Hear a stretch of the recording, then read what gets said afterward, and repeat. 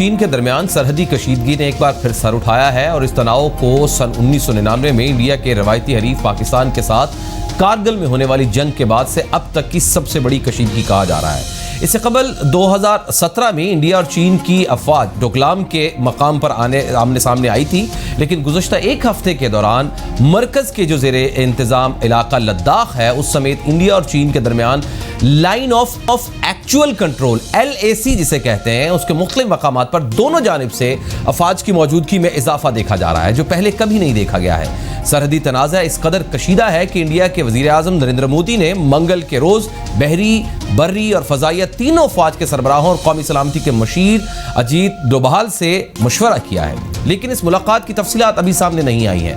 वज़ीर दिफा ने तीनों फ़ौज के सरबराहान और chief of defence staff Bipin Rawat से भी अलहदगी में बातचीत भी की है। इन दिनों मीटिंग्स का जो पेश खामा है रवामा LAC पर कम अज कम 4 मकामात पर दोनों मुल्कों की अफवाज के दरमियान झड़प रही है। ये तनाज़ा असल में है क्या? इस सवाल का जवाब यह है कि इंडिया और चीन का सरहदी तनाज़ा बहुत पुराना है और 1962 की जंग के बाद यह मजीद पेचीदा हुआ है। इंडिया और चीन के दरमियान 3488 किलोमीटर की मुश्तरका सरहद है और यह सरहद जम्मू कश्मीर, हिमाचल प्रदेश, उत्तराखंड, सिक्किम और अरुणाचल प्रदेश में इंडिया से मिलती है और इस सरहद को 3 हिस्सों में तकसीम किया गया है। यानी एक है मगरबी सेक्टर यानी जम्मू कश्मीर, फिर मिडल सेक्टर है यानी हिमाचल प्रदेश और उत्तराखंड, और मशरकी सेक्टर यानी सिक्किम और अरुणाचल प्रदेश। बहरहाल इंडिया और चीन के दरमियान सरहद की मुकम्मल हदबंदी नहीं हुई है। जिस मुल्क का जिस इलाके पर कब्जा है उसे LAC कहा गया है। तमाम दोनों ममालिक एक दूसरे के इलाके पर अपना इलाका होने का दावा करते रहे हैं जो कशीदगी का बायस भी बन रहा है। अब सूरत हाल काफ़ी ज़्यादा दिन ब दिन कशीदा होती जा रही है और इसमें 2-3 सवाल उठ रहे हैं। एक ये कि जो इंडिया चीन फौजी टकराव जो बन रहा है वो कितना संगीन है या हो चुका है और ये तनाज़ा या टकराव या कशीदगी क्या रुख इख्तियार कर सकती है और सारे मामले में अक़वाम आलम की दिलचस्पी किस हद तक है। और एक और बड़ा अहम सवाल है वो ये है कि इस मामले के ऊपर चीन और भारत के दरमियान गोली क्यों नहीं चलती है। दू बदू बात होती है, ऐसे बच्चों की तरह बिल्कुल लड़ाइयाँ होती हैं, पत्थर मारे जाते हैं, धक्का दिया जाता है, एक दूसरे के साथ गुत्थम गुत्ता हो जाते हैं, गोली नहीं चलती है। इस पर बात करते हैं माहिर दिफाई और अस्करी अमूर ब्रिगेडियर रिटायर्ड गजनफर अली साहब मेरे साथ मौजूद है। ब्रिगेडियर साहब बहुत सर आपके वक्त का। सर ये जो इंडिया चीन फौजी टकराव बनता हुआ नजर आ रहा है ये कितना संगीन है या हो चुका है और ये तनाज़ा या टकराव या कशीदगी रुख क्या इख्तियार कर सकती है मुस्तकबिल में? बहुत बहुत शुक्रिया मुर्तज़ा। इसका बैकग्राउंड तो आपने तमाम चीज़ों का बयान किया सर। अब इसमें एक जो बहुत अहम चीज़ इस वक्त नज़र में रखनी चाहिए जो माजी से मुख्तलिफ आपको नज़र आएगी, उसमें 2 चीज़ें हैं सर। एक तो ये कि लद्दाख का जो इलाका जहाँ पे आपको ये कन्फ्रंटेशन होती हुई नज़र आ रही है वो गवालान का जो इलाका है जी।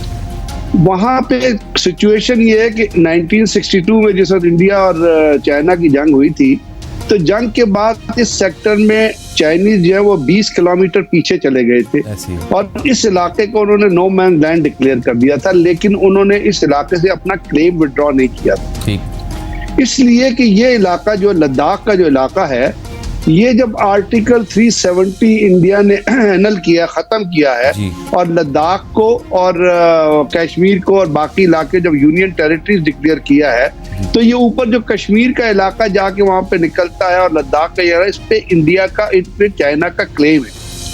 और जिस वक्त आर्टिकल 370 जो है उसको पास किया गया था, उसको यूनाइटेड नेशन की जनरल असेंबली ने जिस वक्त अप्रूव किया था तो उस पे जो P5 के मेंबरान्स हैं जिसमें अमेरिका, चाइना और अपना रूस और बाकी ममालिक आते हैं, तो China was one of the signatory of article 370 की इम्पोजिशन इन कश्मीर में। अब जब इंडिया ने 370 विड्रॉ कर लिया और लद्दाख को यूनियन टेरिटरी डिक्लेयर कर दिया तो आपको पता है उसके बाद कश्मीर चाइना की स्टेटमेंट आई थी कि भाई ये हमें एक्सेप्टेबल नहीं है बिकॉज हमारा क्लेम है इस इलाके पे और जहाँ पे ये बाउंड्री जाके मिलती है अपना लद्दाख के साथ ऊपर कश्मीर की जहाँ पे ज्वाइन वो इलाका जो है वो चाइनीज क्लेम करते हैं और चाइनीज का इवन तिब्बत के अंदर अरुणाचल प्रदेश पे और उत्तराखंड के उस इलाके में भी चाइनीज का कंट्रोल क्लेम है। तो ये इलाका जब उन्होंने साफ जाहिर है आर्टिकल 370 विड्रॉ हो गया तो फिर तो उसके बाद वो इलाका जो चाइनीज के ही तसर्रुफ में आएगा। इससे पहले चाइनीज उसको इसलिए नहीं जाया करते थे क्योंकि वो आर्टिकल 370 उन्होंने साइन किया हुआ था, तो वो ओब्लाइज्ड थे इस चीज के कि वो इसको ना करें। तो अब ये इस पे यहाँ पे चाइनीज ने असर्ट करना है, इसलिए असर्ट करना है कि यहाँ पे इंडिया इंग्रेस करने की कोशिश कर रहा है, वहां पे सड़कें बना रहा है। अभी वो नेपाल की तरफ से भी कोई 80 किलोमीटर की रोड बनाना चाहते थे। नेपाल ने अपनी राहदारी के लिए जो महाबली नदी है उसके क्रॉस नेपाल जो है वो अपनी रोड बना रहा है, फिर वो उसको वन बेल्ट वन रोड से लिंक करना चाहता है। तो इस वक्त जो सिचुएशन हाल है वो माजी से इसलिए मुख्तलिफ है कि लद्दाख की वो सूरत हाल नहीं है जो इससे पहले थी। चाइनीज का वहां पे क्लेम है, उन्होंने आके वहां पे अपने कैंप्स भी लगाते हैं, हैवी मशीनरी भी लगाई है, और 5 पॉइंट्स हैं आपको पता है जहां से उन्होंने वो ये कई इस इलाके में एंटर हुए हैं। मतलब है गवालॉन है, पोंगोंग तसा है, उसके साथ दाउचक है, फिर नकुला है, ये तमाम वो इलाके जहाँ से चाइनीज आके वहां पर बैठे और वो चाइनीज इस पे ऊपर अपने आप को असर्ट करेंगे क्योंकि इलाका उनका है। ये 1962 की वॉर चले जब से इंडिया करने जी बल्कि साहब जब भी तनाज़ा देखा गया इसमें गोली नहीं चलती है, बड़ा सख्त तनाज़ा हो जाता है, आमने सामने हो जाते हैं, वो क्यों है? वो इसलिए नहीं चलती है कि दोनों, अगर आपको एक सोशल मीडिया पे अभी भी एक तस्वीर नजर आई हो तो जो कन्फ्रंटेशन में दोनों डिस्कशन में जो लोग हैं उनके पास वेपन्स नहीं है। वो चाइना आपको पता है आर्म्ड कॉन्फ्लिक्ट से विड्रॉ कर, चाइना तो कहा था कि हमने तो किसी से जंग लड़नी नहीं है, इसलिए नहीं लड़नी कि हमने अपनी इकोनॉमी पे तवज्जो देनी है, इसलिए वो उस आर्म्ड कन्फ्रंटेशन में दाखिल नहीं होना चाहते। लेकिन जब उन्होंने वहां पे 3000 से 5000 फौजी मूव किए हैं तो उनके पास इतनी ताकत है कि वो उसको अपने आप को आहिस्ता आहिस्ता ग्रेजुअली लेके आगे, अब वो वहां पे अपना हैवी इक्विपमेंट भी ले गए हैं, वो गाड़ियां भी ले गए हैं, वो डोजर्स भी ले गए हैं, वो रोड कंस्ट्रक्शन मटेरियल भी ले गए, लेकिन वो ये चाहते हैं कि तमाम चीजें इस तरह करके चले कि एक जब तक लड़ाई की सूरत हाल से बचा जाए बचे।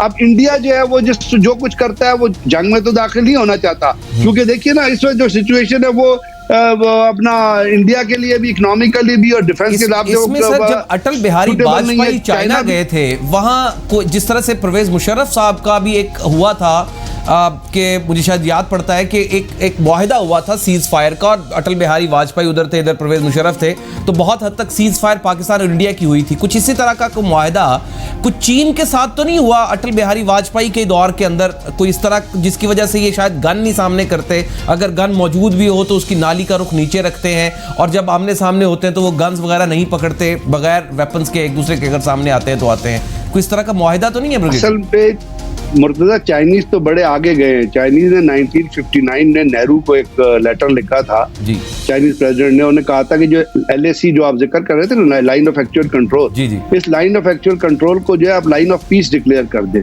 लेकिन इंडिया ने उस बात से राजी नहीं किया था, इंडिया उस बात से विड्रॉ कर दिया था। फिर आपको पता है राजीव गांधी के दरमियान जमाने में भी बातचीत चली। अब सरहद के हिसाब से चाइना और इंडिया का कोई रिटर्न माहिदा तो नहीं है, बिकॉज ये दोनों इलाके जो है, ये नो मैंस लैंड जो है, इसको दोनों साइडें क्लेम करती रही हैं। चाइनीज क्लेम करते हैं, इंडिया इंग्रेस करता है। इंडिया इंग्रेस इसलिए करता है कि अगर आप नेपाल की सूरत हाल देखें तो 1962 की जब जंग हुई थी तो ये लुपी लेक और काला पानी का जो इलाका है, इसमें इंडिया ने नेपाल की परमिशन से कुछ फौजी पोस्टें बनाई थी, और वो पोस्टें अभी तक वहां पे कायम है। अब नेपाली चाह रहे हैं कि इंडियंस वहां से निकले, और वो नेपाली अपने आप को लिंक करना चाहते हैं चाइना के साथ। China one belt one road को डेवलप करना चाहता है नेपाल के साथ। तो आखिरी वक्त तक रेस्ट्रेंट ये है कि जी गोली फायर ना हो, लेकिन जो पेट्रोलिंग होती है और जो आर्म पेट्रोलिंग होती है और जो उसके साथ साथ जो अपना व्हीकुलर पेट्रोलिंग होती है उसका स्केल जो है वो बढ़ाया जाए। अभी अगर आप देखें तो 35 स्क्वायर किलोमीटर का इलाका है जो चाइनीज ने क्लेम कर लिया है। अब एक चीज चाइनीज ये सोचते हैं, बहुत शुक्रिया, मैं माजरत चाहता हूँ वक्त की किल्लत की वजह से वो दरमियान में काटना पड़ा है। बहुत बहुत शुक्रिया, बहुत हद तक चीजें क्लियर हुई, कुछ और भी इसके ऊपर गुफ्तगू हम जारी रखेंगे। अब तक के लिए इतना ही, इजाजत दीजिए, अल्लाह